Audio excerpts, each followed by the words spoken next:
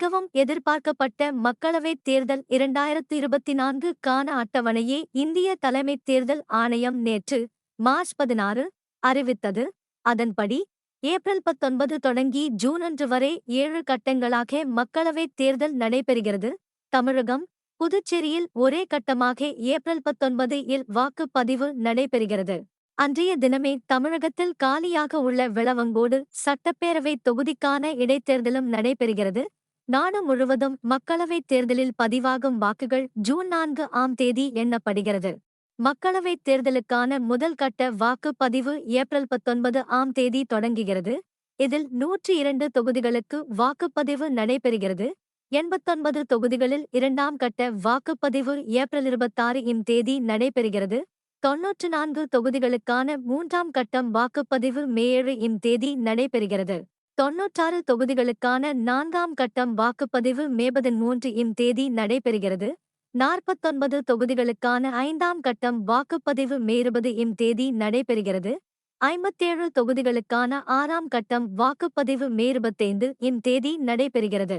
பிஹார் 1, குஜராத் 5, ஹரியானா 1, ஜார்க்கண்ட் 1, மகாராஷ்டிரா 1, திரிபுரா 1, உத்தரப்பிரதேசம் 4, மேற்கு வங்கம் 2, தெலங்கானா 1, இமாச்சல் பிரதேசம் 6, ராஜஸ்தான் 1, கர்நாடகா 1, தமிழ்நாடு 1 என மொத்தம் 26 சட்டப்பேரவைத் தொகுதிகளுக்கு இடைத்தேர்தலும் அந்தந்த மாநிலங்களில் நடைபெறும் மக்களவைத் தேர்தலோடு சேர்த்து நடத்தப்படுகிறது.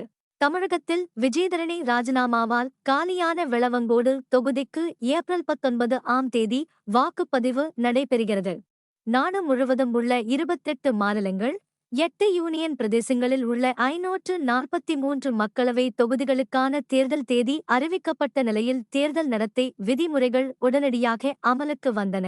2024 மக்களவைத் தேர்தலில் வாக்களிக்க நாடு முழுவதும் 96.8 கோடி வாக்காளர்கள் தகுதி பெற்றுள்ளனர். வாக்காளர்கள் வாக்களிக்க ஏதுவாக 10.5 லட்சம் வாக்குச்சாவடிகள் அமைக்கப்படவுள்ளது. மக்களவைத் தேர்தல் பணியில் 1.5 கோடி பேர் ஈடுபடுத்தப்படுகின்றனர். நாடு முழுவதும் 2100 தேர்தல் பார்வையாளர்கள் நியமிக்கப்படுகிறார்கள்.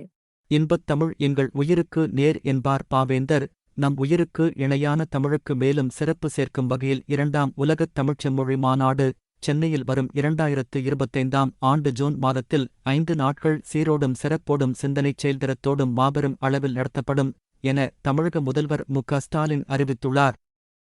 தமிழக அரசு போக்குவரத்து கழக பேருந்துகளில் 30 நாட்களுக்கு முன்பு முன்பதிவு செய்து பயணம் செய்யும் முறை நடைமுறையில் இருந்து வந்தது.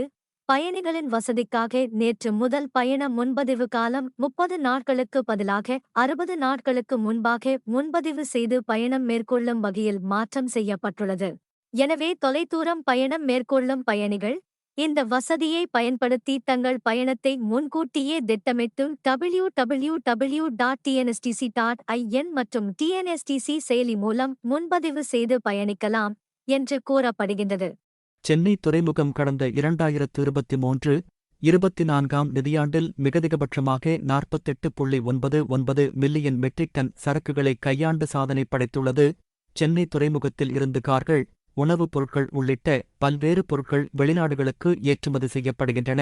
அதேபோல் வெளிநாடுகளில் இருந்து இயந்திரங்கள், மருந்துப் பொருட்கள், மின்னணு மற்றும் மின்சார சாதனங்கள் உள்ளிட்ட ஏராளமான பொருட்கள் இறக்குமதி செய்யப்படுகின்றன. இந்த சாதனை படைத்ததற்காக கப்பல் ஆபரேட்டர்கள், ஏஜென்ட்டுகள், சரக்கு முனைய ஆபரேட்டர்கள், பங்குதாரர்கள் மற்றும் துறைமுக அதிகாரிகள் மற்றும் ஊழியர்களுக்கு துறைமுக தலைவர் சுனில் பாலிவால் பாராட்டு தெரிவித்துள்ளார். இன்று 22 கேரட் தங்கம் விலையில் மாற்றமில்லை. 1 கிராம் தங்கம் 6115 ரூபாயாகவும் 8 கிராம் தங்கம் 48,920 ரூபாயாக விற்கப்படுகின்றது. இன்று வெள்ளி விலையில் மாற்றமில்லை. 1 கிராம் வெள்ளி 80 ரூபாய் 30 பைசாவாக விற்கப்படுகின்றது.